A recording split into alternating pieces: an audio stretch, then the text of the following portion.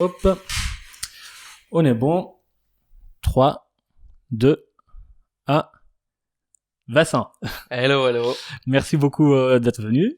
C'est déjà... de rien, merci à toi de m'avoir invité. Donc, compagnon de Christelle qu'on a déjà eu au podcast.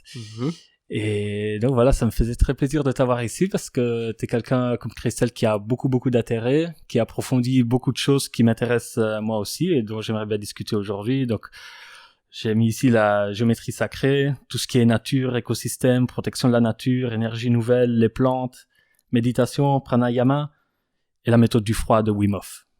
Donc est-ce que tu peux déjà, parce qu'en fait on a souvent parlé ensemble, mais je sais pas trop ton parcours, comment tu t'es intéressé à tout ça, d'où c'est venu progressivement dès le jeune âge? Ça peut être très court ou ça peut être long, ça peut être 30 ans pour te le dire, mais très court, c'est je suis né à Esneux, pas à Liège, mais j'habitais Esneux, et toute ma jeunesse, j'ai été dans la nature, avec des amis, au fond de mon jardin, aux scouts. Voilà, les scouts m'ont apporté beaucoup de choses, beaucoup de contacts sociaux, mais aussi contacts avec l'environnement. Et puis, fil en aiguille, j'ai étudié ça, je me suis renseigné sur le fonctionnement de la nature. Et à l'école, j'étais pas content de ce que je pouvais avoir comme réponse à toutes mes questions. Sans critique, hein, c'est comme ça. Et j'ai fait un petit peu le rebelle. Et j'ai tout arrêté. Je me suis dit, c'est bon, j'arrête. Je prends mon sac à dos, je pars. D'accord. Et le fait de se dire ça, même si je suis pas parti longtemps, hein, c'était juste le déclic qui a fait qu'il y a eu beaucoup de réponses qui sont apparues dans mon champ de conscience parce que j'avais beaucoup de questions. Et j'ai croisé beaucoup de personnes. Et ces personnes que j'ai croisées m'ont transformé la vie. Et je suis ému rien qu'en y pensant. Et il y en a beaucoup des gens, j'ai rencontré des gens extraordinaires. Et ces gens, sur le long de mon parcours, ils m'ont enseigné des belles valeurs, des connaissances. Et voilà. Je peux en parler un peu plus, mais là, il faut que je récupère un peu. Oui, bien sûr. Parce que quand je me connecte à eux, c'est toujours intéressant de sortir cette joie. Ouais. Et donc, t'avais plus ou moins quel âge quand t'as quitté comme ça, que t'es parti? 19 ans, mais je ne suis pas parti longtemps, hein. Je suis parti quelques mois, mais c'était plus des vacances. D'accord. Voilà, j'ai arrêté l'école, donc supérieur, hein, j'ai arrêté. Je faisais l'agronomie, ingénieur agronome. Et voilà, ça pouvait être bien pour certaines personnes, mais ça ne me convenait pas, donc j'ai quand même étudié tout ce qui m'intéressait, la botanique, géologie, enfin tout ce qu'on peut imaginer.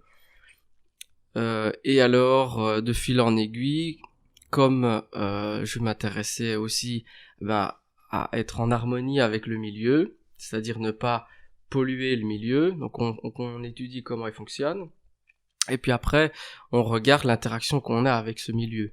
Donc la conservation de la nature, vite arrivé à moi, les énergies non conventionnelles et tout notre quotidien pour vivre autrement aussi est vite arrivé sur mon chemin.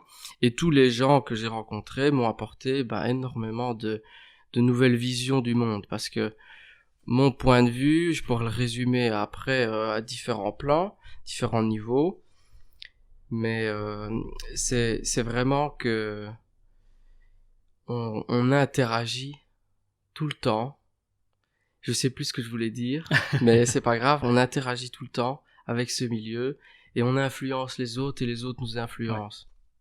Ouais. Et c'est ça la grande magie de l'interaction que les Chinois ont aussi étudié extraordinaire. C'est une interaction intérieure-extérieure, positive, négative, les termes, plus, moins, haut, bas, etc. C'est vraiment cette dualité d'interaction. Et quand on étudie toutes ces interactions, toutes ces dualités, on essaye d'être de plus en plus en accord avec ce qui est en nous et ce qui est à l'extérieur de nous. Et ces interactions, comme je le disais tout à l'heure, un peu transformer notre vie, notre vision du monde, et nous apporter beaucoup de bonheur, d'amour, et d'autres choses qu'on n'imagine même pas que... Enfin, moi, quand j'étais enfant, je le suis toujours très ignorant, parce qu'il y a tellement de choses à savoir. Ne fût-ce que la botanique, c'est vaste, mais tu prends l'astronomie, la géologie, la physique quantique, tu vois, toutes les sciences, tout, n'importe quoi, la médecine, la biochimie, tu vois, tout ça, c'est tellement vaste que nous, on ne sait presque rien. Ouais. On ne sait presque rien de tout ça. Mais ce que je voulais dire, c'est que quand j'étais plus jeune, je savais encore moins. Et j'étais fort ignorant. Et je faisais beaucoup de bêtises. Et c'est un peu ce qui se passe maintenant. L'ignorance fait qu'on fait beaucoup de bêtises. Mais pour revenir à mon chemin, donc j'étais à l'école, je suis parti. Et là, j'ai été rencontrer des moines tibétains, enfin j'ai rencontré, ils sont venus, une personne spécialisée en conservation de la nature en Belgique. J'ai rencontré aussi quelqu'un qui était fort en physique, la science quoi en général, et puis quelqu'un qui vivait en autonomie en montagne. Ok. Et c'était fabuleux quoi. Et c'est des rencontres que t'as un peu, entre guillemets, on peut dire, cherché, dans le sens que c'est des personnes que t'as entendu parler de cette personne et tu voulais rencontrer, ou c'est vraiment la vie qui te les a mis sur ton chemin par hasard? Les deux, c'est les deux qui sont liés. On va dire que quand j'ai tout arrêté, je me suis dit ok, je vais aller répondre à mes questions et faire mes envies, c'est-à-dire mes questions qui j'étais un petit peu plus, parce que je savais pas vraiment ce que j'étais. Je savais un petit peu comment mon corps fonctionnait, un petit peu comment la nature fonctionnait. Mais il y avait beaucoup de choses que je savais pas, et que je sais toujours pas, hein, mais ça avance. Jusqu'à la mort, et ça avancera peut-être encore après, je sais pas. Et là, on avance, on rencontre, et on apprend plein de choses. Et c'est de la rencontre du moine tibétain que t'as pu t'approcher un peu à toute cette partie de méditation, de pranayama. Oui. Mais déjà avant de partir, on va dire que pendant 1 an, j'étais dans mon cote, j'allais à l'école, puis j'y allais pas, et puis je regardais des documentaires, puis et puis je me promenais, et petit à petit j'ai touché une sorte de petite solitude, même si j'étais en groupe et tout ça, hein. Et puis la solitude m'a commencé à m'appeler, et puis voilà. C'est peut-être d'abord dire une chose, pour essayer de comprendre, c'est que pour moi, le corps humain, mais c'est comme ça pour tout le monde, on a 3 niveaux. On a 3 niveaux, on a 3 cerveaux, entre guillemets, enfin moi j'utilise ce terme-là, et on a 3, pas comment le terme, enfin ces 3 niveaux-là, je vais y revenir, donc c'est la science, comprendre, l'intellect, la rationalité, comprendre comment fonctionne l'intérieur de nous, comment fonctionne l'extérieur de nous, la nature, l'astronomie, etc. Ça, c'est purement l'intellect, c'est le cerveau. Et puis après, donc là, c'est des milliards de neurones. Et puis après, c'est les émotions. Les émotions, c'est le ventre, c'est l'art aussi.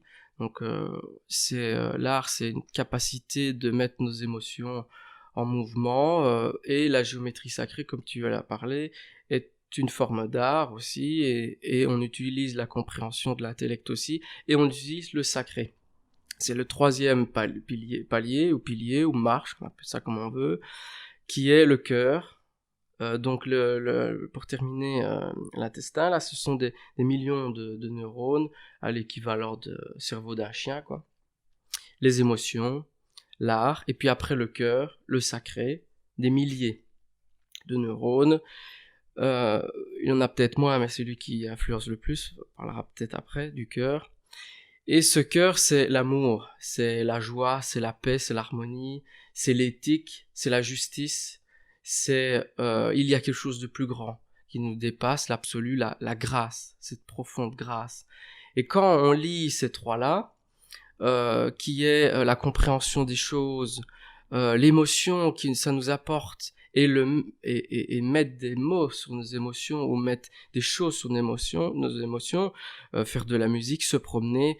Moi, j'ai été touché par la nature, l'observation, etc. Mais on a tout de suite l'intellect aussi.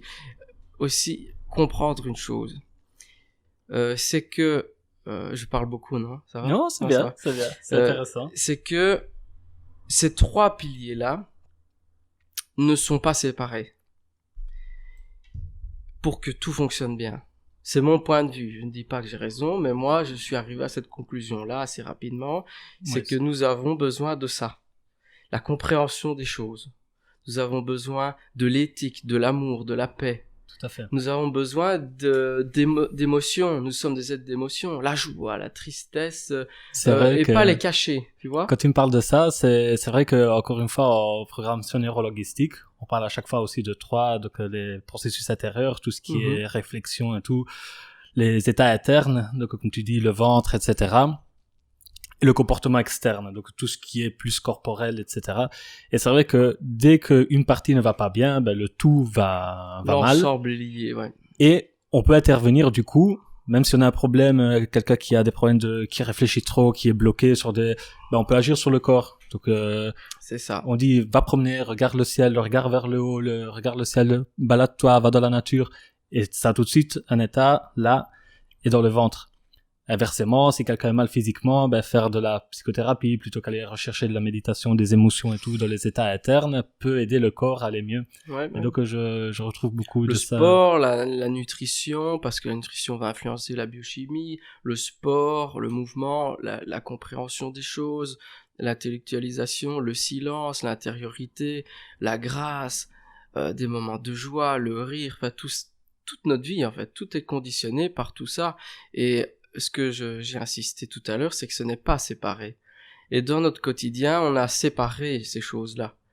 Bêtement, tu vas à l'école, est-ce que l'intuition et le côté artistique et imaginaire est fort développé dans nos écoles? Un petit peu. Certains professeurs l'apportent, mais c'est surtout l'intellectuel. Et est-ce qu'on parle de l'amour, du divin, de la justice, de la grâce, des éléments qui nous entourent et sans elles on ne serait pas là? Non, pas du tout. La spiritualité, on va utiliser ce terme, sans dogme, hein, juste il y a quelque chose autour de nous de fabuleux, de merveilleux, qui nous rend heureux rien de comprendre ça, ce qui se passe dans notre corps, au loin, au fin fond des étoiles, que nous on est reliés au fin fond des étoiles. C'est fabuleux tout ça, tout ça nous transporte. Et notre quotidien fait qu'on est séparé de ces trois piliers fondamentaux qui est la science, l'art et le sacré. Et ce serait intéressant, de mon point de vue, de refaire un petit peu une nouvelle recette et remettre les trois dans notre vie. Pourquoi penses-tu que dans les dernières années, il y a eu, je dirais dans les dernières 50 années, il y a eu un éloignement si fort de la spiritualité?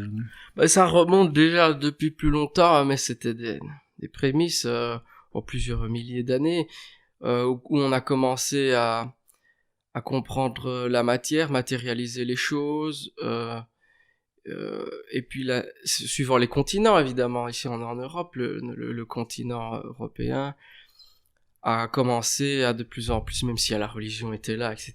C'est pas ça, mais matérialiser les choses, mettre des noms séparés, comprendre, tout ça c'est super intéressant, hein, c'est ce que je fais tous les jours, mais et petit à petit, on en est arrivé à une suprématie de cette compréhension, alors qu'on ne sait presque rien, et on a oublié l'aspect intuitif, l'aspect harmonieux de notre environnement, de notre quotidien, et on est parti dans la surproduction, sur le tout de suite et sur l'extériorité.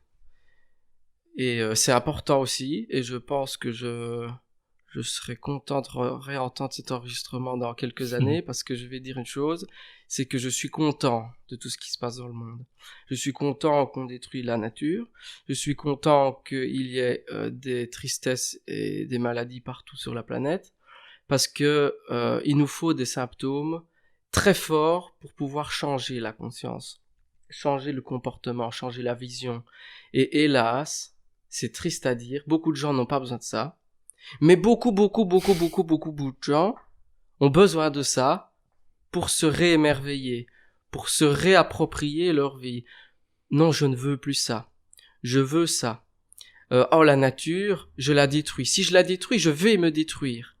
On est de l'ordre de là, c'est-à-dire, c'est où on saute dans le vide, on meurt, ou alors on construit un pont entre l'extérieur, l'intérieur, la science, l'art, le sacré, entre tous les gens sur la terre. Tu es différent, mais en fait on est pareil. Comprendre les lois universelles, revenir à la simplicité volontaire, l'amour du prochain, regarder quelqu'un et voir le vivant qui est en lui, tu vois. Et tout ce que tu dis et ce que je viens de dire aussi, c'est que oui, on est séparé de ça. Ça a été fait brusquement en un siècle, mais ça s'est fait petit à petit sur plusieurs siècles, mais c'est nécessaire. Et beaucoup de traditions parlent de ça aussi. On pourra en parler sur tout ce qu'on pourra parler, ou plusieurs podcasts, mais quand on fait de l'astronomie, quand on fait de la numérologie, quand on fait de l'écologie, quand on voit les cycles biogéochimiques sur des millions d'années, fait de la climatologie, tout est en lien en fait, hein. Et l'infiniment grand influence l'infiniment petit. La position de notre système solaire dans la Voie lactée, la position de notre Terre par rapport au Soleil et aux autres planètes va influencer le climat et plein d'autres choses qui en découlent. Le vivant, le non-vivant, nos émotions, s'il fait mauvais ou s'il fait beau, bêtement, t'es content ou t'es pas content, quoi, hein. Et ça, c'est une petite chose, mais ça influence tout, l'infiniment grand, l'infiniment petit. Tout est interdépendant de chaque chose. Et je me suis peut-être perdu. Attends, c'est parce que je vois mon nom sur ton papier. Et je peux changer de... Non, t'inquiète. Aide-moi. Bah, par rapport au fait, si je comprends bien, tu penses qu'une décadence de notre civilisation, si on peut dire ça, en fait, ce serait un passage d'air. C'est un passage, oui, les ancêtres, voilà, c'est ça que je voulais dire. Les anciens appellent ça les ères. On peut réfléchir simplement à des grandes périodes de l'humanité. Là, on fait de l'histoire à l'école, on étudie les grandes périodes de l'histoire, Moyen-Âge, Antiquité, etc. Je crois que là, on passe à un grand cap, mais c'est pas de quelques centaines d'années. Ça va influencer des milliers d'années. Et astronomiquement, on peut aussi expliquer que ces dernières années, entre 10 et encore 10 ans, 20 ans, quoi, il y a des particularités astronomiques. Je vais pas rentrer dans les détails maintenant, mais des cycles, des grands cycles qui se passent sur plusieurs milliers d'années ou centaines d'années, et on a une concentration de plein de choses. Et c'est assez interpellant aussi, mais de comprendre que même si on ne connaît pas tout ça, qu'on n'étudie pas tout ça, on voit notre quotidien, c'est crise écologique, crise sociale, le nord, le sud, les riches, les pauvres et tout ça, crise économique. On n'est jamais été aussi endetté, je pense, on fait endetté aussi au niveau de la nature, on va chercher plein de choses et on la détruit, on la laisse pas se reproduire, se régénérer. Donc on est dans toutes ces crises, et tout ça, ce sont des beaux symptômes. Parce que dès qu'il y a une petite mort, il y a une grande naissance. Et c'est triste à dire, ce que je te dis. Mais je suis content de ce qui se passe. Et je crois que c'est ce qui va se passer, mais j'ai envie que ça se passe. Il va y avoir un gros effondrement. Et cet effondrement, il va nous amener vers une adaptation, une résistance au changement. Quand on étudie la nature, on va prendre les plantes, c'est ce que je connais de mieux, mais on peut parler d'autres choses, mais les plantes, plus elle est stressée, et plus elle peut s'adapter, et puis ce stress ambiant devient moins un stress parce qu'elle est habituée. Tu vois ce que je veux dire? On a un peu l'exemple pratique ici à Strepin, sur le fait qu'à cause du plomb et des zinc qu'il y avait des industries de la vieille montagne qu'il y avait ici en Gleur dans les années 60. Voilà, qui sont adaptées à des métaux lourds. C'est clair. Et maintenant, ça crée un petit écosystème qui est protégé Oui. et que l'université du Sartillement gère. Et Oui, bien c'est sûr. fascinant comme un truc de pollution qui aurait pu, effectivement, on aurait pu voir que le truc de pollution négatif, etc., qui avait détruit la forêt. Mais ça l'a été, oui. Ça l'a été, mais ça a permis la naissance de ce nouveau écosystème. Qui sont adaptés à prendre la place, tout à fait. Ouais.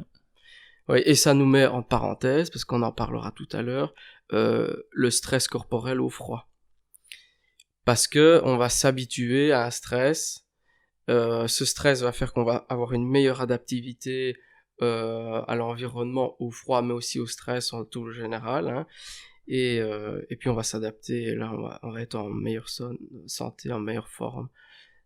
Et plein d'autres capacités qui peuvent apparaître. Enfin, et ce qu'on expliquait, l'adaptivité au changement. Donc l'humanité va devoir s'adapter à ce gros effondrement. Ça peut être en douceur, parce que on voit quand même pas mal de symptômes depuis une dizaine d'années.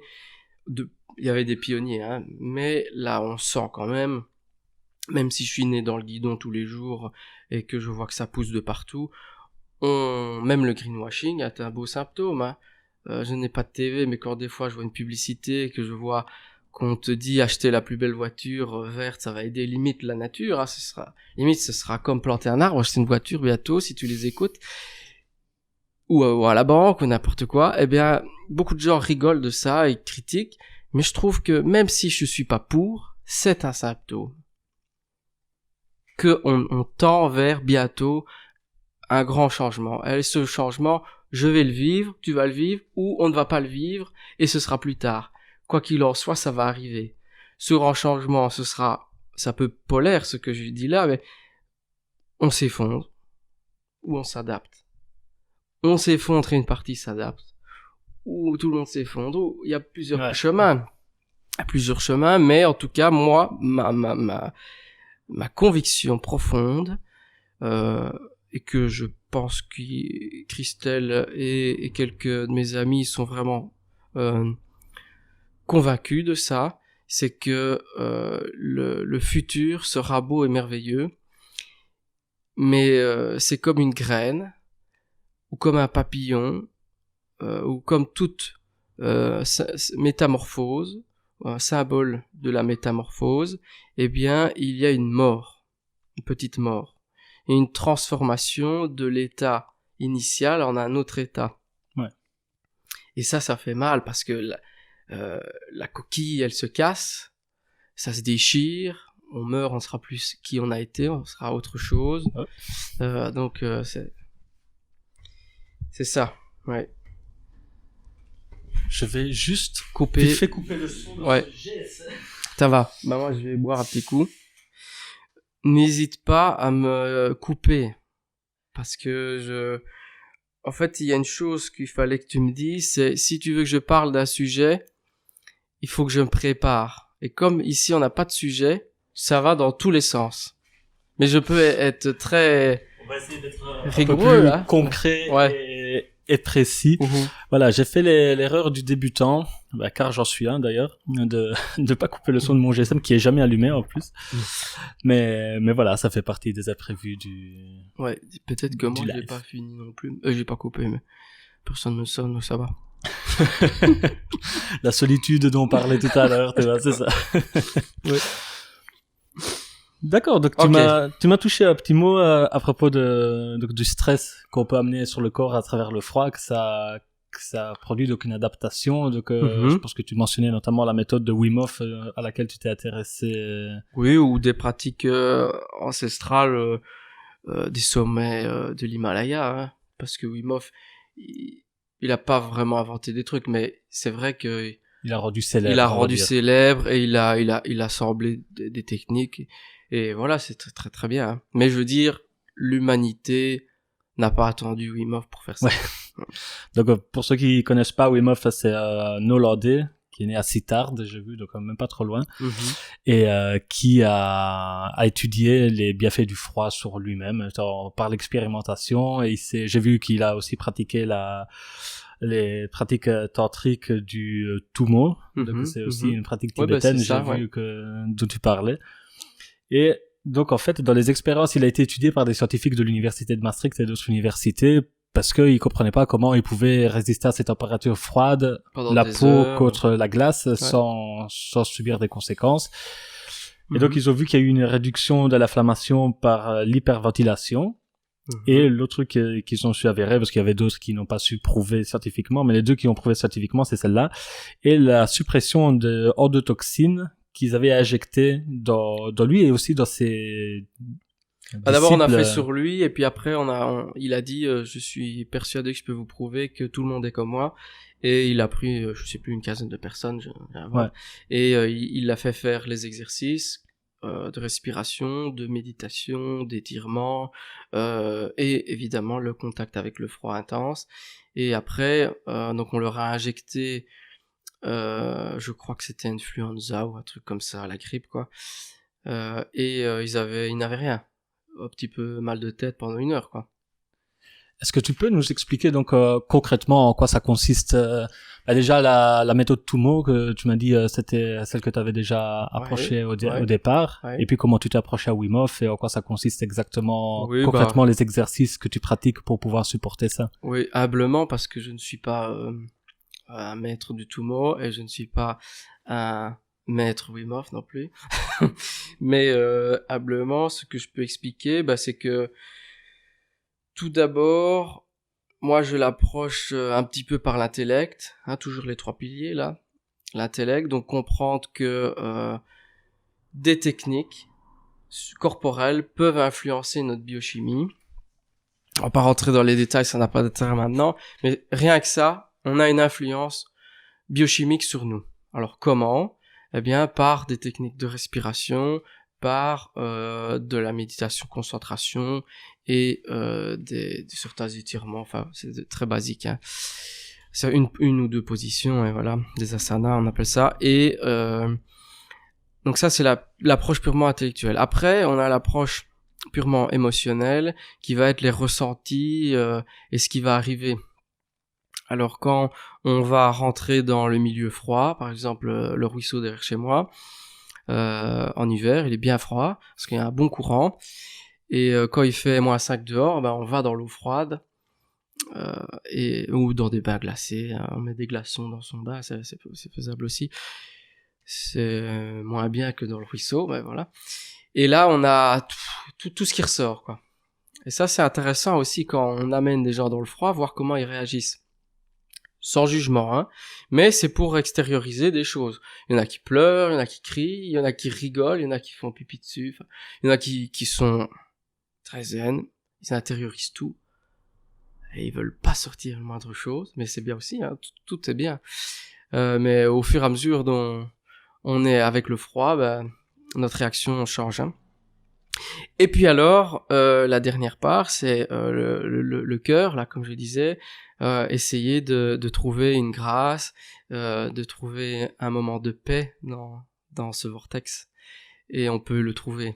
Et ça, quand on le trouve, souvent après 1 ou 2 minutes, pour les débutants, après 5-6 expériences, après 1 ou 2 minutes, on peut trouver un moment de silence, même de paix intérieure, alors que 30 secondes avant, t'avais envie de crier tellement t'avais mal et que tu avais des points d'acupuncture sur tout ton corps.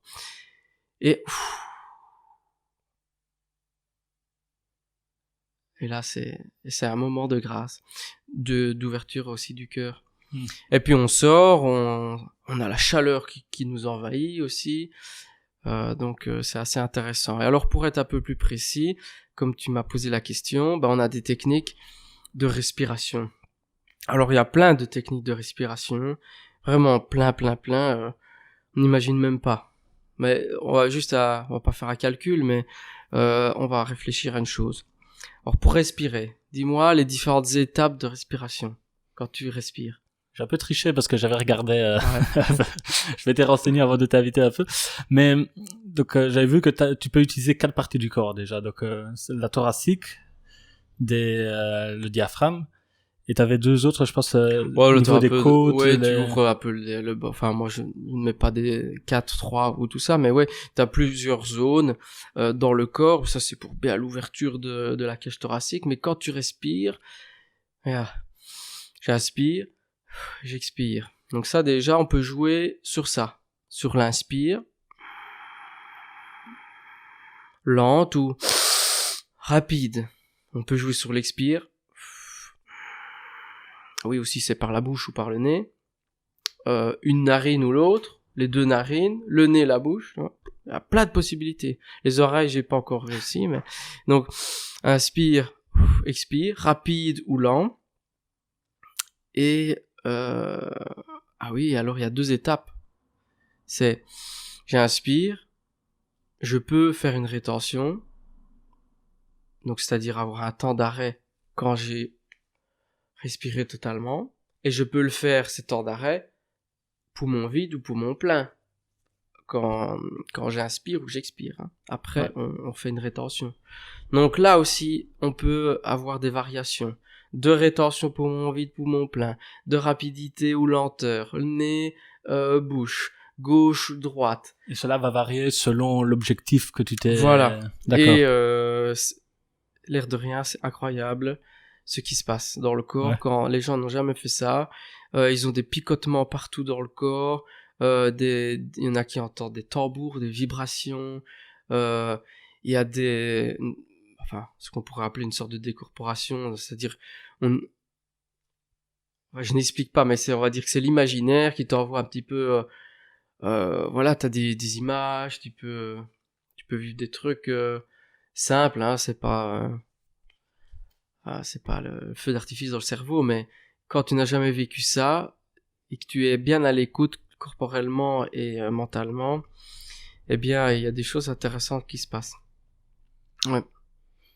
Donc, on peut faire plein de méthodes de respiration. Et puis alors, il en existe un petit peu moins, évidemment, pour réchauffer le corps, pour aller dans le froid. La méthode Wim Hof, lui, il va faire des changements rapides. Donc, il va inspirer fortement, inspirer fortement, expirer. Et puis faire des rétentions à moitié vide, enfin allez, 2/3 vide. Tu vois, quand je fais ça, j'ai encore de l'air. Ouais. C'est ça que je veux dire. Là, tu peux vider tout, ou vider une partie, ou vider une partie naturellement, quoi. Et là, on vide ça, et puis on fait une rétention, et là, les gens, ils peuvent tenir 2 minutes, alors qu'ils n'ont jamais réussi à faire de l'apnée une minute, tu vois. D'accord. La technique fait que, entrer dans les détails, mais tu peux garder ta respiration plus longtemps, en apnée plus longtemps, et puis alors, après, tu as des autres apnées pleines, tu peux faire des exercices, des étirements, et ces exercices-là fait que ça stresse le corps. D'accord, c'est quelque chose qui va porter un peu aussi en hyperventilation peut-être. Ouais, oui, il y a cette partie-là. Pour porter donc ce stress au corps, pour l'obliger à s'adapter. Ouais. Et c'est à ce moment-là qu'après vous rentrez dans l'eau. T'es pas obligé, mais oui, tu peux le faire après. Hein. Tu peux aller dans l'eau sans faire ça aussi. Allez, je vais dire que c'est plus facile si tu fais les respirations pour aller dans l'eau après. Ça, c'est vrai. T'es pas obligé. Puis tu peux le faire encore après. Enfin, j'ai entre guillemets ma méthode, mais moi je laisse toujours les gens faire ce qu'ils veulent et puis après ils voient ce qui leur convient mieux. Ouais. La tradition nous explique autre chose de bien plus compliqué et bien plus rigoureux aussi. La tradition du Tummo que tu expliquais, c'est plus rigoureux et plus compliqué que Wim Hof. Donc c'est pour ça que c'est quand même super intéressant le travail de Wim Hof, c'est que la science s'est penchée dessus, même s'il n'y avait pas que lui, hein. Il y a un autre français. Oh là là, j'ai un trou de mémoire, je le dirai tous les jours. Il va me revenir, hein, sauf si tu as internet là. C'est honteux. Excusez-moi si un jour je ne pense pas que vous m'entendrez, mais j'ai oublié votre nom. Maurice, tu mets sur internet Tummo. Et tu mets Maurice, on va voir. Maurice Daubard. Attends. Un peu une photo. C'est peut-être pas Maurice. Oui, si. C'est le monsieur là avec ses longs cheveux. Clique un peu dessus. Non, ça c'est Wim Hof juste à côté. À droite. Là ? Ouais. Oula, ouais. C'est comment ? Maurice Daubard. Oui, ça. Ouais, ça m'a quand même revenu. Mais... Là, lui aussi, la science a approché. Il a fait plein de choses aussi super intéressantes. Vous pouvez aller sur Internet. C'est un vrai maître tout mot, lui. Hein. Même s'il n'y a pas des... Enfin, soit. Et la science a étudié ça. Wim Hof a ouvert ça. Mais les traditions du Tibet fait que tu dois avoir plus de rigueur. Et ça t'amène à une transcendance du corps et de ton esprit. C'est beaucoup plus profond. Et le plus dans le sacré.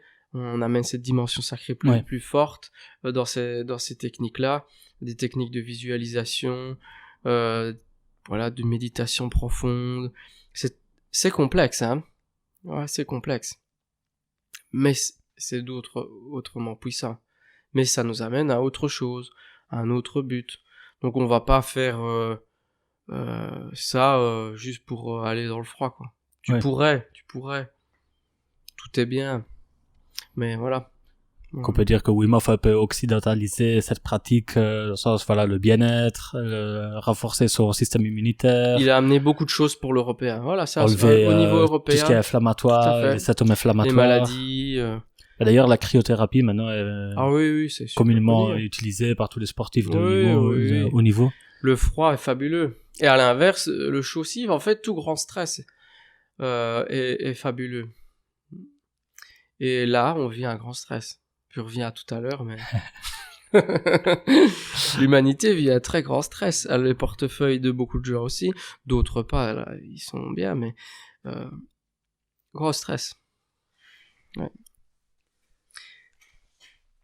Est-ce que tu peux me parler un peu... Donc, imagine quelqu'un qui nous entend pour la première fois et qui peut-être n'a jamais... Il a déjà entendu parler de méditation, de yoga, mais sans plus. Est-ce que tu peux, pour quelqu'un qui est totalement novice, expliquer un peu en quoi peut consister une méditation, le yoga. Christelle m'a dit que tu t'es penché plus sur le pranayama. Mm-hmm. Nous expliquer un peu donc tout ça. Oui, le yoga tibétain aussi j'ai fait. Le Tsalong, mais comment en fait, il y a une chose que quand je rencontre un novice, je n'utilise jamais les termes de cette science. D'accord. C'est mystique pour eux. À tous, c'est d'abord beaucoup de mots traduits ou en autre langue, en sanskrit, tout ça. Alors souvent, ça s'arrête là. Donc, on va supprimer beaucoup de mots. Pour les novices, sauf s'ils sont intéressés, mais d'entendre les mots et la tradition derrière, mais j'ai l'impression qu'il y a comme je sais pas, c'est dans l'air en Europe. Tu utilises certains termes et t'as une barrière directe qui se forme. Alors voilà, j'utilise pas trop ces mots-là. Et le yoga ou la méditation, c'est presque maximum pour les mots. Parce qu'il y en a, rien qu'entendre ce terme-là, ça va mieux, hein, j'exagère, je rigole, mais tu dis yoga, il y a beaucoup de gens déjà qui rigolent. Hein. Et puis alors, expliquer simplement que ça peut nous amener énormément de choses, des petites choses, c'est suivant ce que tu recherches, mais ça peut aller jusqu'à la transcendance et la vision de ta vie. Toute ta vie peut changer, parce que ton comportement va changer. Si ta vie change, si ta vision change, ton comportement change, ton comportement va influencer ton environnement donc va changer, et dans cet environnement, tu as un environnement naturel, tu as un environnement géométrique, tu as un environnement amical, social, tu as un environnement nutritionnel, enfin tout ça quoi. Et tout change. quand je dis vraiment que ça peut changer une vie, ça se transforme. Hein. Des gens, ils font vipassana, enfin, voilà, je peux pas utiliser des termes, mais je rigole. Une technique de méditation qu'ils n'ont jamais fait, dans certains temples, hein. Ah oui, par exemple, on peut apprendre ça, ou en France, ou certains maîtres ou moines, ou simplement, sans prétention, moi je pourrais donner des bases, eh bien, ça peut vite transformer une vie parce qu'on ne se rend pas compte que quand on éteint, on fait croire qu'on éteint, parce que c'est ça aussi le danger, on s'apaise, on se rend compte que c'est pas du tout calme dans la tête. Alors je vais d'abord prendre la méditation. Hein. C'est pas du tout calme dans la tête, on a même l'impression, voilà, comme toi, qu'on met plus fort. Alors pour le grand public, ces méditations, c'est se mettre en lotus assis sur un petit zafou ou sur une pierre et ne plus bouger. Alors oui, c'est ça, mais c'est pas que ça. Je vais expliquer après.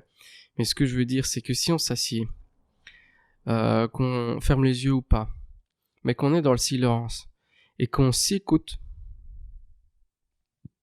à l'intérieur de soi, hein, comme enfin un peu comme une tortue, tu vois.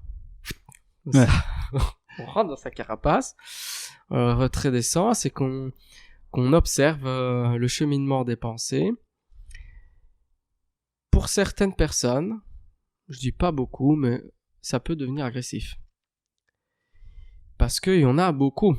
Je sais plus le chiffre, hein, c'est des milliers en moyenne par journée, et rien que 6 minutes de méditation te les divise bien, quoi. Ouais.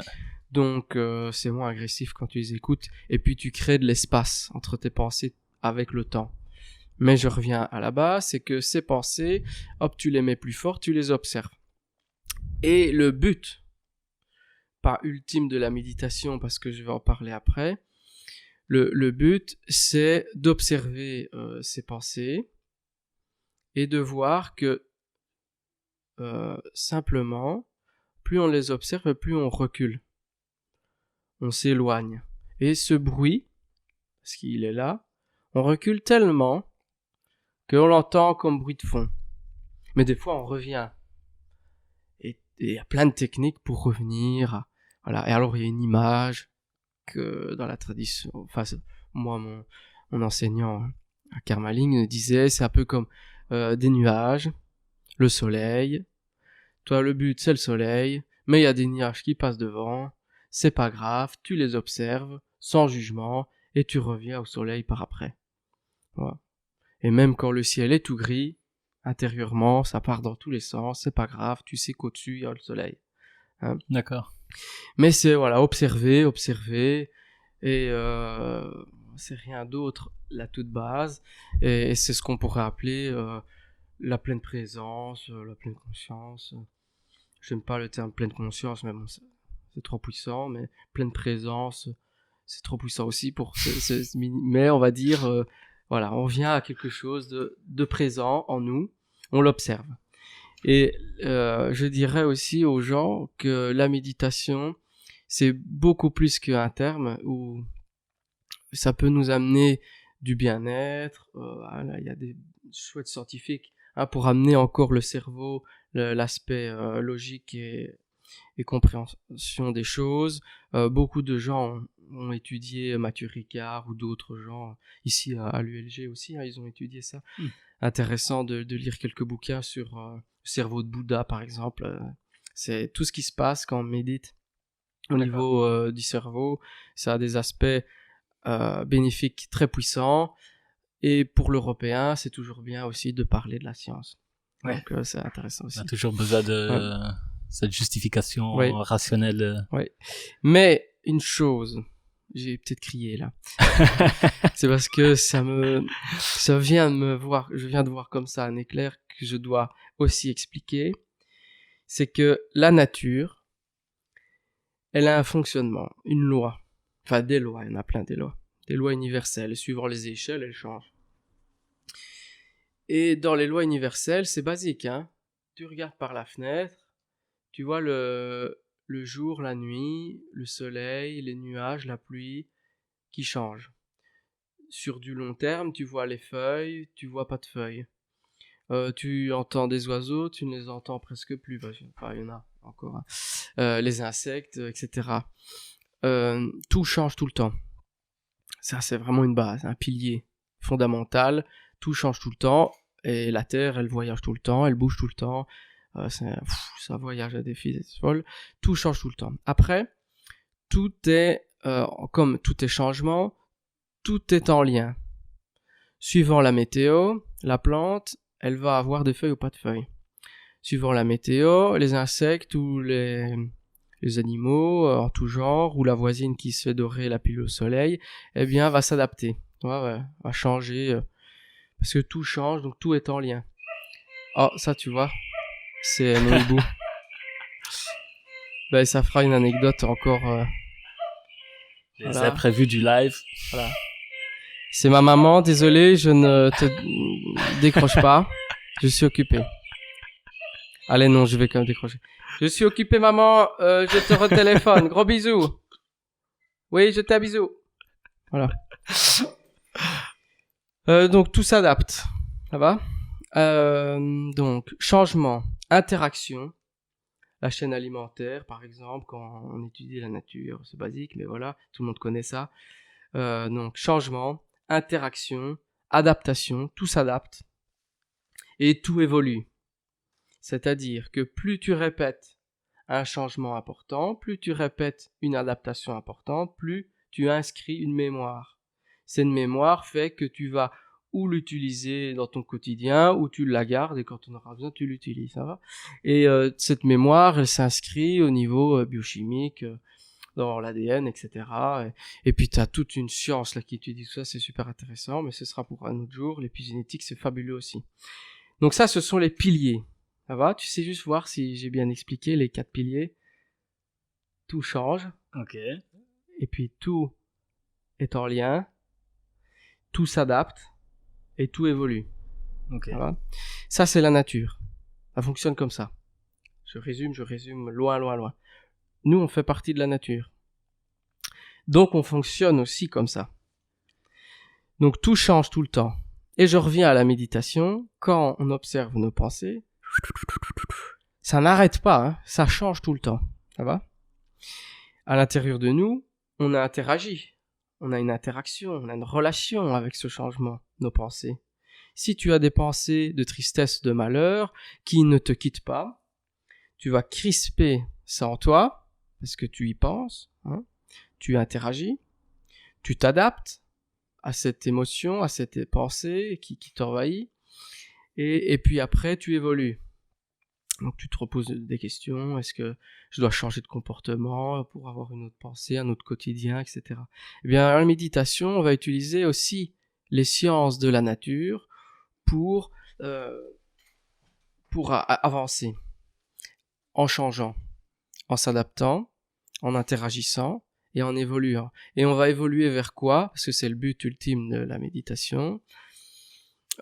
C'est la transcendance de l'esprit, la transformation. Alors c'est des quêtes de vie, mais assez rapidement, on peut vite transformer notre quotidien. Hein. On est moins crispé, moins stressé. D'ailleurs, ça me rappelle que je devrais plus méditer pour le moment. Oui. Il y avait un proverbe qui dit quand tu es en retard, prends ton temps. Et je vais le faire pour moi. Ouais, je vais prendre mon temps à reméditer plus. J'ai beaucoup pratiqué et puis j'ai mis tout dans la matière d'un coup. C'est aussi des cycles, là, c'est normal. Ouais. Et puis je vais retrouver l'équilibre, une meilleure adaptation, donc une évolution. Enfin soit, tout le monde a compris, je l'espère, dans ce que j'explique là dans le micro. Parce que j'en rigole, mais pour moi, c'est des secrets. Ce que je dis là, c'est une petite révélation mais pour moi, c'est un secret que j'ai découvert par plein de gens. Et puis par moi-même que c'est comme si on donnait une clé, un outil, et je te dis, voilà, apprends à sculpter. Est-ce que c'est moi qui sculpte ? Non, je t'ai appris à sculpter. Eh bien, c'est un peu ça que beaucoup de gens m'ont donné, des outils, et des outils symboliques aussi, pour sculpter la matière et pour pouvoir faire ce que tu veux. Et ça nous amène, quand je dis transcendance, à une légèreté, à une paix, à un amour profond, et aussi à une sorte de conviction de tout est bien là, tu vois. Tout est... C'est pas qu'on s'en fout, parce que ça me prend, il y a des choses qui me prennent, le malheur dans le monde, la pauvreté, les gens, enfin, soit certaines personnes que je vais pas nommer, me prennent. Mais j'ai cette possibilité de revenir et de revenir à quelque chose de plus cool et d'essentiel au fond de moi. Et ça va mieux. Donc ça nous amène vers de la paix et de la joie. C'est pour ça que beaucoup de Tibétains, de bouddhistes en général, quand ils viennent en Europe, donner des cours ou des conférences, ils expliquent la paix intérieure. Voilà. Mais c'est pour l'Européen basique, sans, je ne juge pas, je te jure. Quand je dis basique, ça veut dire que on n'a jamais appréhendé cette approche-là de la vie, hein, c'est tout. Hein. Donc la paix, la joie et la méditation, plus on va pratiquer, plus on va avoir une habitude. Et cette habitude qu'on va acquérir sur notre zafou ou en marchant, en cuisinant, en prenant sa douche, en faisant ses besoins, c'est-à-dire à une présence de plus en plus subtile, mais avec un recul sur ses pensées, on va toucher quelque chose en nous. Je pensais pas poser la question, mais qui suis-je? Tu vois, cette question-là, importante. Qui sommes-nous? Alors on va pas y répondre, mais quand on médite, j'ai l'impression qu'on y répond. Et c'est pas en taillant ta pierre à ta place que tu vas faire une belle pierre taillée. Je sais pas si tu vois mon allusion, jeu de mots, l'illusion, ouais. Mais c'est vrai aussi, c'est une belle illusion, tout ça, mais à cette allusion que on va travailler pour tailler quelque chose, pour révéler autre chose qui est cachée en nous, derrière une sorte d'illusion.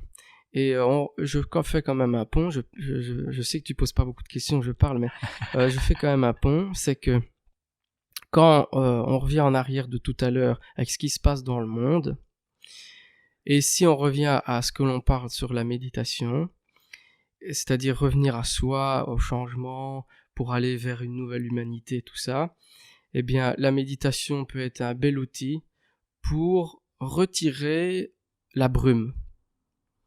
Une brume qui est dans notre esprit et que je pense personne ne va me dire j'y vois pas ce que c'est. C'est pas trop, des fois il y en a qui ont ça à 40 ans, des fois ils ont ça toute leur vie, des fois ils ont ça très loin dans leur cerveau, mais je crois que tout le monde l'a.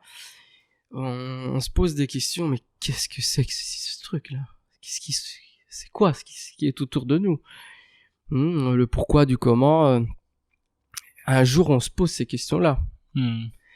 Et la pratique de méditation, de tout ce qu'on peut proposer, fait que moi, personnellement, ma petite expérience, eh bien, le brouillard, des fois, il part. Je vois quelque chose de plus clair, la claire lumière, et puis, je suis un Européen, je suis jeune et je suis pas comme les grands maîtres qui proposent des choses. Et puis ça se rembrouille, mais c'est plus léger quand même. Ouais. On trouve un peu cette, comme tu disais tout à l'heure, cette paix, un peu ce recul.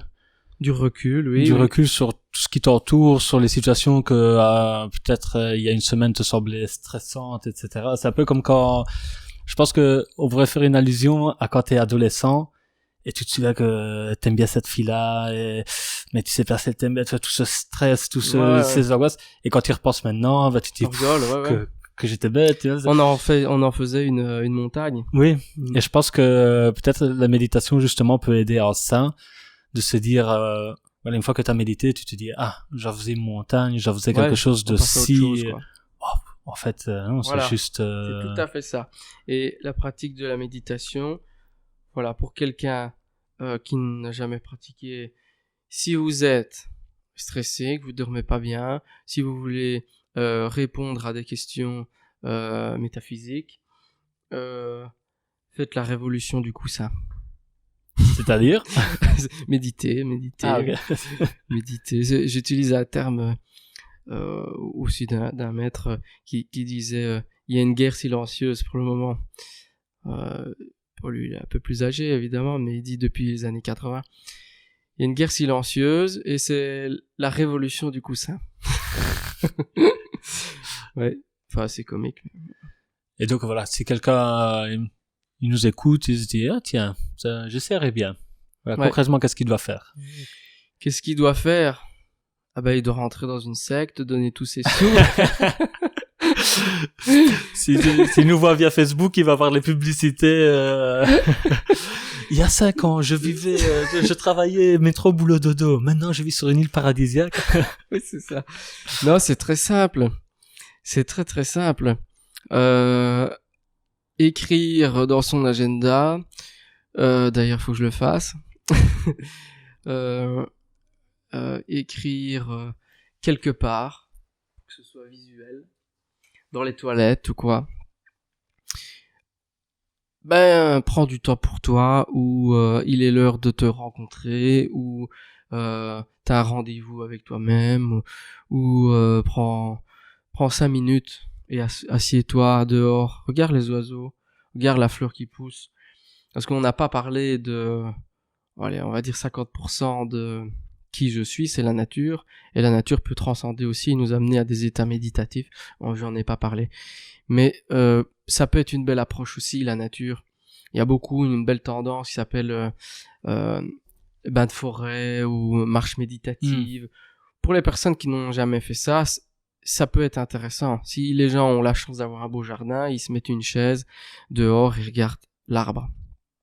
Dans tous les détails, assis, sans bouger. Ils regardent les feuilles, ils regardent l'ensemble, ils regardent le tronc, ce qu'il est haut, large. Tout ça sont des exercices basique qui fait qu'on prend du recul sur toutes les choses, sauf on se rapproche de l'objet qui est l'arbre. On peut faire ça sur une bougie, on peut faire ça sur plein des photos, des formes géométriques, des couleurs, on peut... Voilà, on a un objet et on focalise dessus. Alors ça peut être aussi le goût, hein. Tu manges un morceau de chocolat et tu mets 5 minutes à le bouffer, quoi. Voilà, okay. Tout ça, ça peut être des petites choses.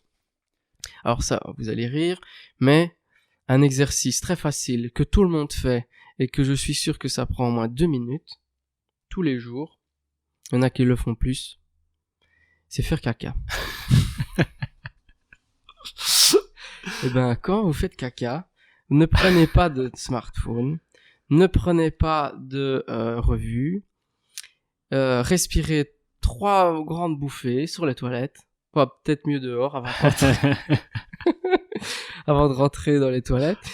Et puis quand vous vous asseyez, ben vous concentrez sur ce qui se passe. Je vais pas en faire un dessin, vous avez compris, mais c'est une méditation.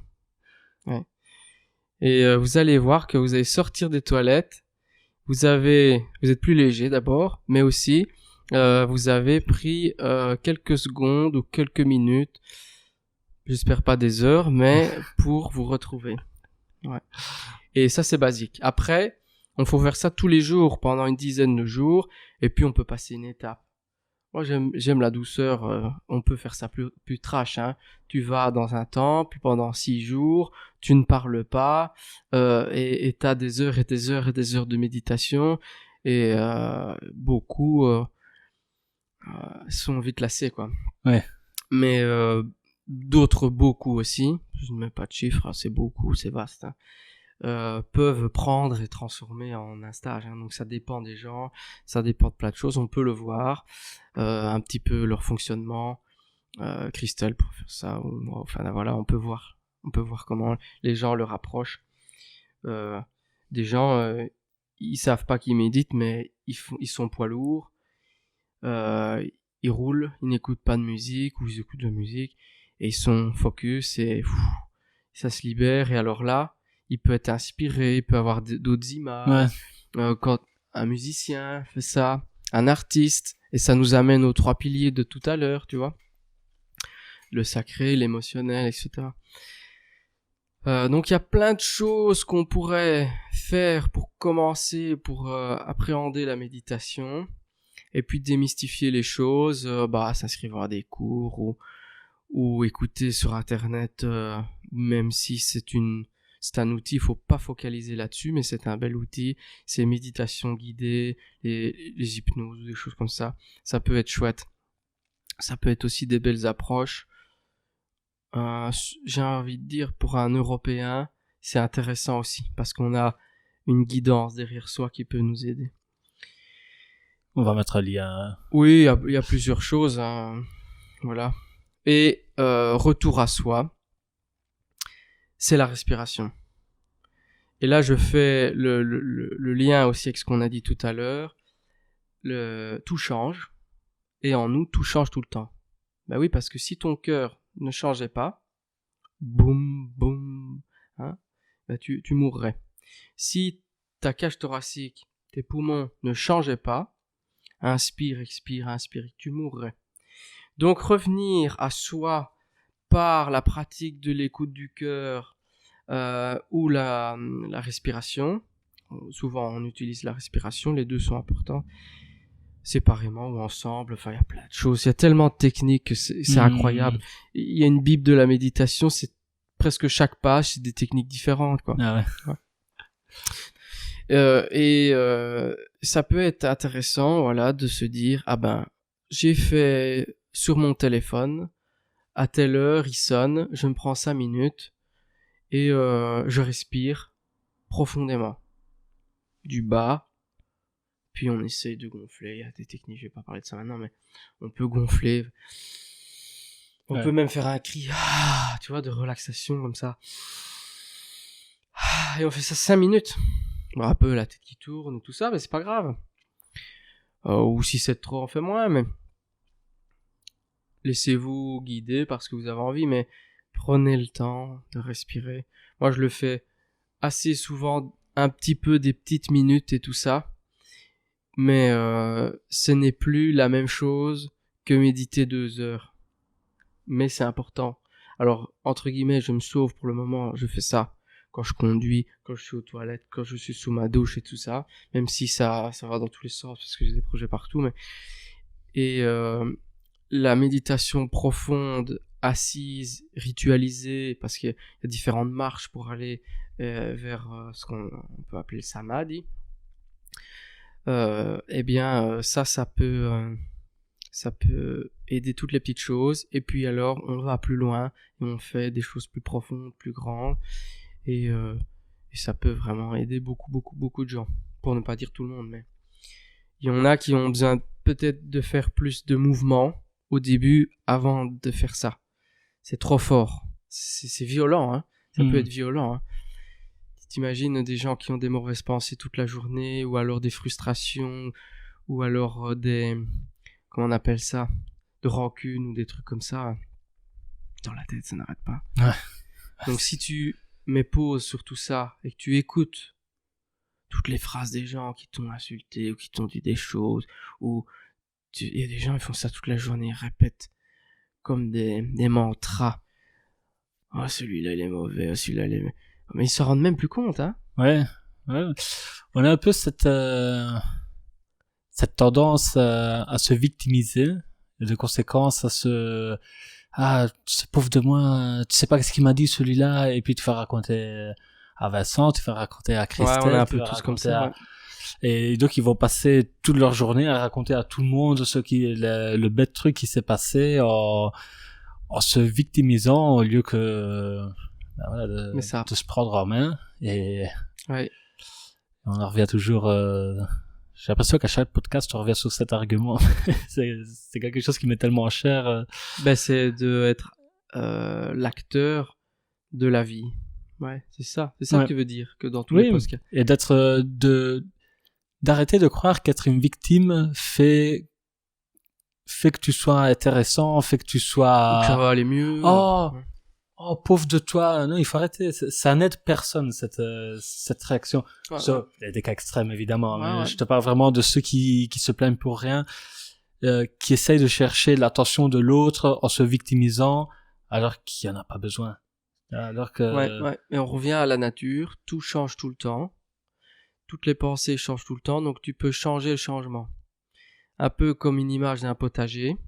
Quelqu'un qui se plaint tout le temps, eh bien on pourrait lui dire, c'est ton quotidien, mais comme tout change tout le temps, tu peux changer. C'est puissant de savoir ça. Ouais. De savoir qu'on peut changer. Bah, beaucoup de gens... des gens qui me disent ah non moi mon prof il m'a dit que j'étais nul en ça, je serai toute ma vie nul en ça, ou enfin c'est une bêtise que je prends là, c'est parce que je pense à ça, mais et toute notre vie on change pas parce qu'on croit qu'on peut pas changer, mais on peut changer. Alors il y a plein de méthodes, plein de gens, il y a plein de trucs. Alors il y a des choses qui fonctionnent, il y a des choses qui fonctionnent moins bien que d'autres, hein. Mais c'est pas le Saint Graal, hein, mais ça peut aider, la méditation, à aider à mettre d'autres graines dans son potager, cultiver son aspect sacré intérieur, et tout ce que j'ai dit tout à l'heure, quoi. Je vais pas me répéter. Et je pense que la plupart des gens, je pense pas que les gens n'aient pas conscience qu'ils peuvent changer. Je pense que ça... C'est difficile, c'est un effort. Je pense qu'ils veulent pas. Ils se contentent de cette illusion de se dire ah mais moi je suis fait comme ça, moi je suis comme ça. Que veux-tu ça? Oui, mais c'est ça, c'est l'adaptation et l'évolution. C'est-à-dire qu'ils ont eu un stress. Ils se sont adaptés à ça, ils l'ont accepté. Et ils ont évolué comme ça en l'acceptant. Et tu peux, quand tu as des stress ou des changements, des perturbations dans le milieu, que ce soit une plante ou pour l'homme, c'est pareil, eh bien on va s'adapter et on va, c'est comme ça, on se victimise, je vais me victimiser, je vais évoluer comme dans ce sens-là. Ouais. Et je crois que c'est vraiment ça, tu dis ils ne veulent pas changer, mais c'est parce qu'ils se sont adaptés à ça et ils vivent avec ça. Et ils sont toujours là. Pourquoi changer ? Parce que je suis toujours là. Il n'y a pas un élément de mort. Alors il y a des gens qui ont besoin d'avoir peur. Je reviens peut-être à l'humanité. Eh bien, là on change. J'ai besoin d'avoir un accident de voiture pour aller moins vite. Pas tout le monde. J'ai besoin d'avoir une maladie pour arrêter de bouffer n'importe quoi. J'ai besoin d'avoir des déchirures musculaires pour me faire comprendre que je fais trop de sport. J'ai besoin d'être en déficit et d'avoir les huissiers pour comprendre que je gère mal mon portefeuille. Et tu vois, c'est très enfantin ce que je dis, mais c'est comme ça. On est tous enfants, hein. L'humanité, des gosses, on est tous des enfants. Ouais. Moi, je suis même un bébé. Je suis là, une sauge. Qu'est-ce que je fous ici, tu vois? Enfin, c'est incroyable. Une fois mon fils, j'ai l'impression de me voir parce que c'est un délire, hein, tout ce qui se passe.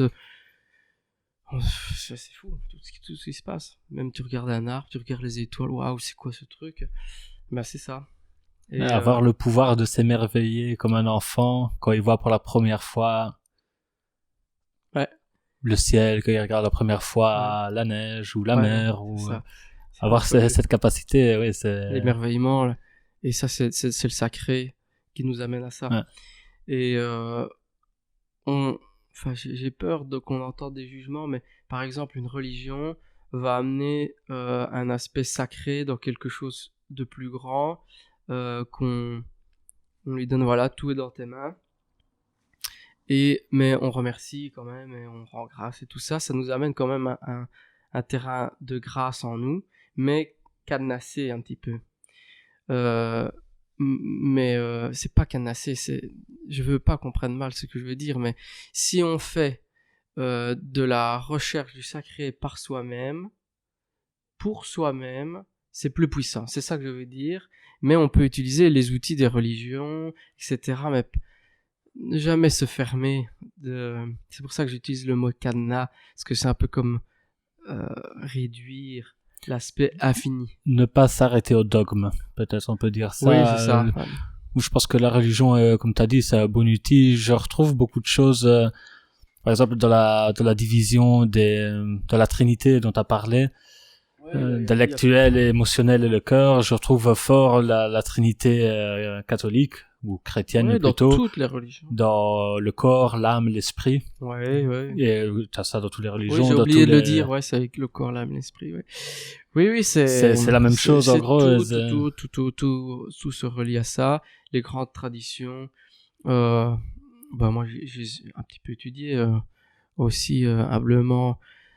J'étais dans des centres tibétains, j'étais dans des centres catholiques, j'ai des amis musulmans, je me suis un peu intéressé, j'ai vu des documentaires, j'ai lu certaines parties de la Bible, des petites choses, comparé à des grands théosophes, théosophes, oui, théosophes, ça se dit aussi, mais c'est pas ça, mais des grands intellectuels, des religions, etc.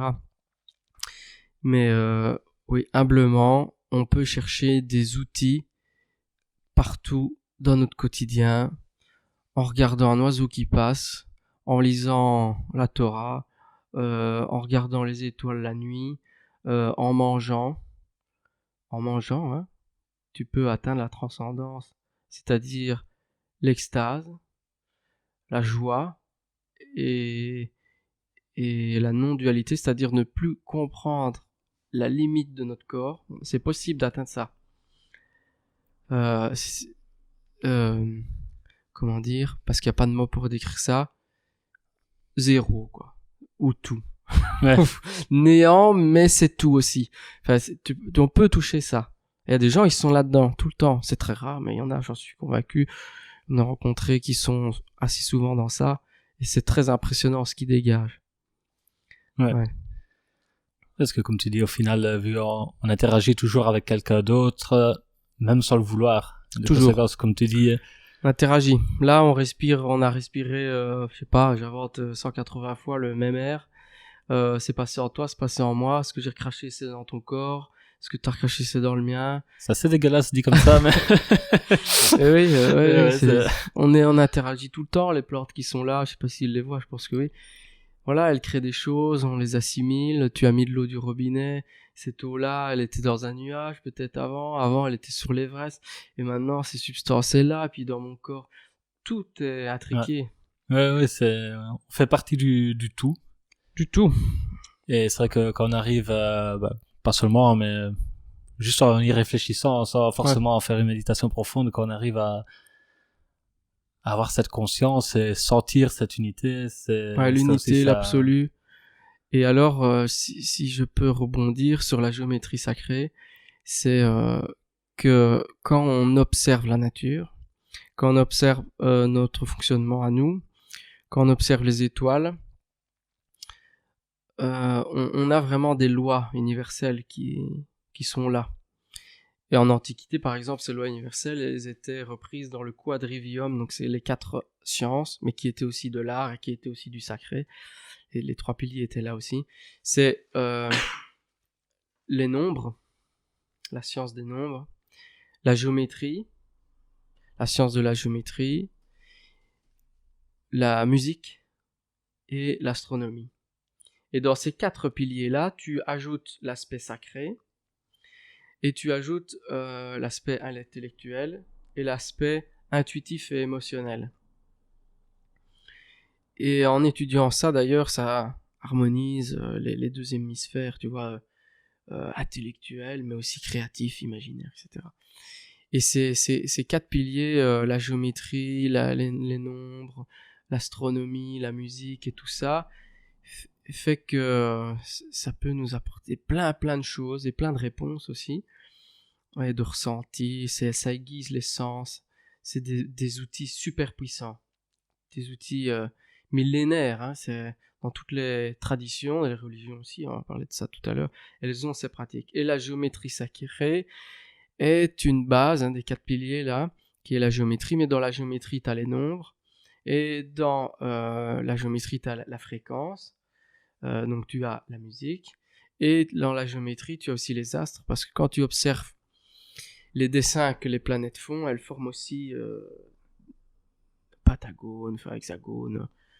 Je sais pas si tu sais remettre des dessins sur ce que je dis, mais on pourra voir, c'est fabuleux. Vénus, quand on voit la danse de Vénus, la forme que ça fait, tout ça. Et la géométrie sacrée fait qu'on va utiliser des proportions qui sont autour de nous, dans notre corps, des répétitions, hein, l'aspect fractal. Donc on réitère une géométrie. Par exemple, un arbre, ça a un tronc, puis il y a un rameau qui se divise, comme ça. L'angle de division du rameau, hop, un peu plus loin sur le rameau, hop, t'as un autre petit rameau, c'est le même angle. Et puis t'as des feuilles, c'est le même angle. D'accord. Tu vois ? Et c'est pareil, surtout les plantes qui sont là, qui nous entourent. Voilà, regarde par exemple ça c'est bien ça. T'as les feuilles, t'as une feuille là, puis une feuille là, puis une feuille là, puis une feuille là. Et en fait, ça fait une spirale. Quand tu regardes de haut, celle-là aussi est pas mal. Tu vois, non, ça c'est opposé, c'est un carré ça. Mais tu vois des géométries basiques qui viennent dans les plantes, et la spirale logarithmique est une géométrie qui revient presque partout à certaines échelles. Parce qu'il y a d'autres échelles, c'est des carrés, des hexagones, plein de choses dans la minéralogie, on voit ça aussi, au niveau atomique, on voit ça, au niveau astronomique. Oui, ça me fait penser, quand tu parles d'hexagone, par exemple, les nids d'abeilles, Oui, qui sont faits en hexagone parfait. T'as les coquillages de certains crustacés qui sont exactement... Avec la spirale, le nautil, ouais. Mais ils ont la spirale en tout genre, mais il y en a, ils sont très purs comme ça. Ouais, ouais. Et toutes ces géométries, quand on les étudie et quand on les dessine ou quand on les construit, alors là, si vous les construisez, ça c'est fou parce que vous passez par l'intellect longtemps. Parce qu'il faut comprendre, réfléchir, analyser, calculer les nombres. Il y a le symbolisme des nombres. Donc, on va comprendre symboliquement ce que ça va nous apporter. Mais il y a aussi une onde de forme. C'est-à-dire que... oui, ça c'est peut-être... Mais non, c'est assez basique. C'est-à-dire qu'une onde crée une forme. Si par exemple, tu mets de la musique sur ton haut-parleur, là, tu mets de l'eau au-dessus... ça va vibrer, hein, la vibration, ouais. Et bien ça va dessiner des dessins sur l'eau. Ok. Donc une onde crée une forme. Mais c'est aussi l'autre dans l'inverse, c'est que la forme peut créer une onde, c'est plus subtil. Mais ça crée aussi une onde. Et donc on va aussi avoir de la musique, et on peut aussi le mettre suivant la géométrie, suivant le nord, le sud, et faire un petit peu des liens, si tu veux, avec l'astronomie. Donc la géométrie sacrée est un savant, une savante recette de mélange de tout ce qu'on parle. Et c'est très puissant. Il faut connaître tellement de choses. La géométrie, la numérologie, de l'astronomie, des fréquences, des formes, et puis alors de l'intellectuel, tout ce que je viens de dire, et puis après tu le construis, donc c'est tout l'émotionnel, tu mets de l'émotion, et alors c'est ça qui est bien aussi, c'est que si on n'est pas calme et en paix, sur le moment, il n'y a rien qui va. Hein. Ouais. Oui, il faut pouvoir être bien, pour que ce soit les dessins, ou construire, et tout ça. Hein. Alors quand je dis construire, c'est des structures. Hein. Tu fais une structure en bois, en alu, en verre, de la verrerie, tout ce que tu veux, hein. En pierre. On peut imaginer plein de choses. Nous c'est pour le moment on est à fond dedans, c'est dans les aumes. On a construit notre maison en aume. Donc c'est cette structure spirale aussi. On montrera une photo comme un peu une pomme de pin comme ça. Donc on doit faire l'émotionnel, on construit, et puis on a aussi cette émotion qui nous envahit, et on remercie, et on comprend plein de choses, et on va dans une paix, de l'amour. C'est subtil, c'est en nous, mais si on ne l'écoute pas, on n'a pas cette opportunité d'être dans cet état-là. Donc c'est un long processus d'écoute, de méditation aussi, de réflexion, d'art, de présence, et puis de remerciements. Voilà. La géométrie, c'est fabuleux, hein. Vraiment fabuleux. Et alors aussi le lien avec les traditions védiques ou autres, la géométrie, le son, les organes sont reliés entre eux. Par exemple, on a le bas. Hein. Le bas, c'est la terre, l'élémentaire, c'est le carré. Hein, le carré ou le cube. Là, ça, c'est la terre, et puis on a les organes, et puis tu vas quand tu parcours tout ton corps, tu as des formes, des couleurs, des notes de musique, des émotions liées à ça, et tout est expliqué et symbolisé dans le corps humain. Et c'est ça, toutes ces traditions sont fabuleuses parce qu'ils ont fait un résumé. Et quand on étudie ça, c'est, comme dit un de mes amis, je le salue d'ailleurs, je sais pas s'il va m'écouter, mais il va se reconnaître, quand on ouvre ces portes-là, c'est comme quand tu es un enfant et tu vas chez Bros, dans le magasin de jouets. Ah, ok. Ou Dreamland maintenant. Quand j'étais enfant, c'était Bros. Tu vas chez Dreamland, tu vas dans un magasin de jouets et t'es un enfant. Mais t'es émerveillé, t'es extasié, tu sais même pas quoi prendre. Bah c'est ça. Et t'ouvres une porte, la numérologie, l'astronomie, la physique quantique, et puis après toutes les sciences de l'esprit, qu'on en a pas parlé du tout, mais on a toutes les sciences européennes, on pourrait dire parapsychologie, dans d'autres traditions on pourrait dire les facultés psychiques ou spirituelles, on peut appeler ça comme on veut. Mais c'est un magasin de jouets, hein. On rentre dans d'autres trucs. Mais on en parle moins souvent, mais tous ces états nous amènent à un changement aussi intérieur, à des nouvelles facultés, parce qu'on est plus attentif, c'est plus aiguisé. Quand on rentre dans une pièce, si elle est carrée, si elle est rouge, si elle est blanche, s'il y a une personne toute nue, s'il y a une personne qui vomit, s'il y a quelqu'un qui t'insulte, quand tu rentres dans la pièce, tu sais pas ce qu'il y a, tu rentres et que tu as tous ces scénarios que je viens de te dire, tu réagis différemment. Ouais. Tu vois ? Eh bien, basiquement, c'est normal, on réagit différemment, on s'adapte au changement, tout ça, je vais pas refaire l'équation de tout à l'heure. Mais plus on va dans une sérénité intérieure, plus on a un sens, on pourrait appeler sixième sens, comme on veut, intuitif, des ressentis, du lieu, d'une personne, d'un moment. Je sais pas, je dois partir. Je suis désolé, hop, je dois partir. Et tu as plein de choses comme ça. Et alors, dans ma vie, je vais être égocentrique, je vais dire ma vie,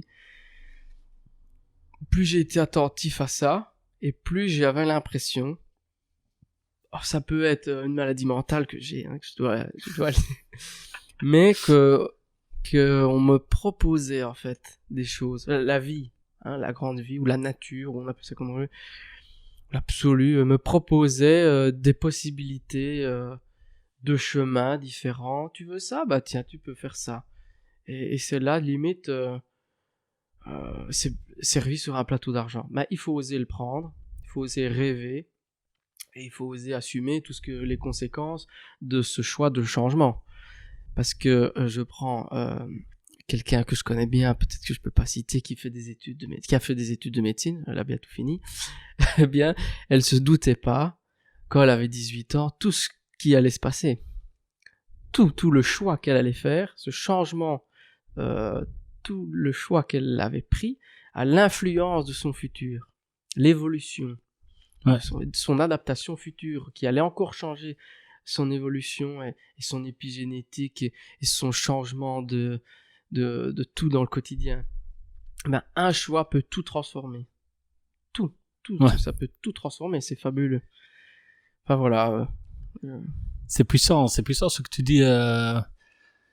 Et souvent on se rend pas compte, comme des fois on est comme tu dis, on a à un choix de distance de devenir une personne meilleure. Et on a des opportunités assez souvent si on est attentif. Ouais. C'est ça que mon message des 5 dernières minutes, quoi.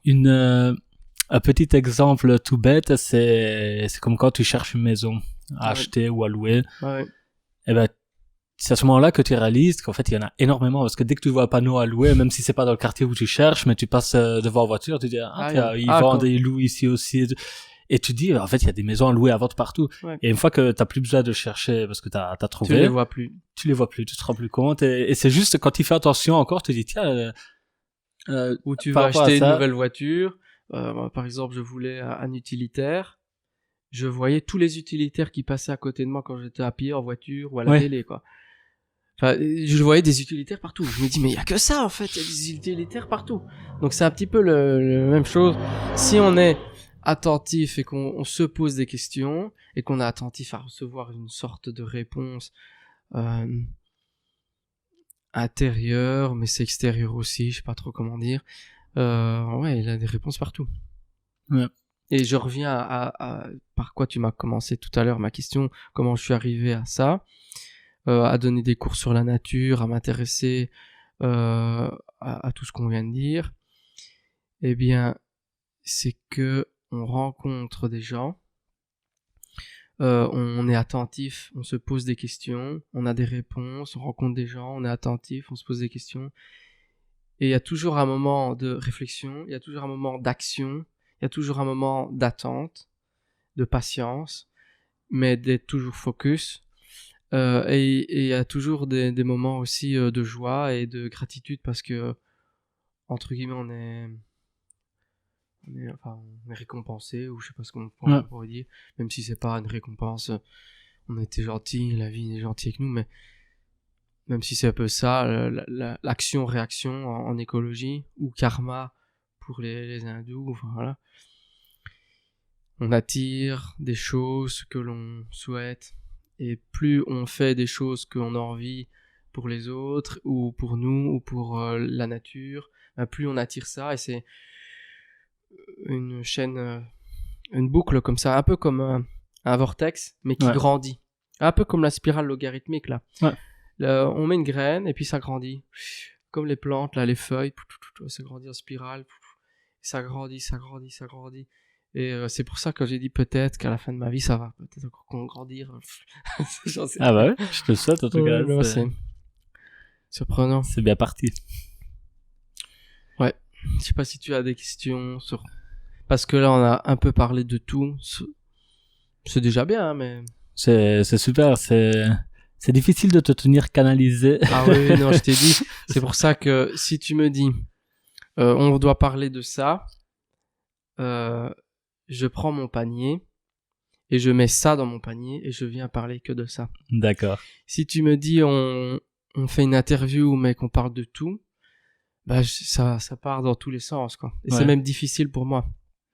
Mais tu t'en es très bien sorti. Je pense que en 1h30, on a touché beaucoup de choses, beaucoup d'arguments super intéressants. Tu m'as expliqué beaucoup de choses que je connaissais pas